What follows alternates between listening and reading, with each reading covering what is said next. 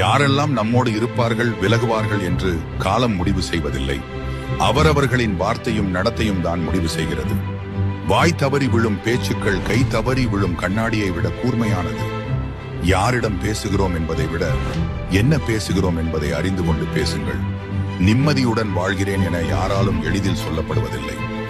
வாழ்க்கை அவ்வளவு எளிதில் நிம்மதியை யாருக்கும் தந்துவிடுவதில்லை.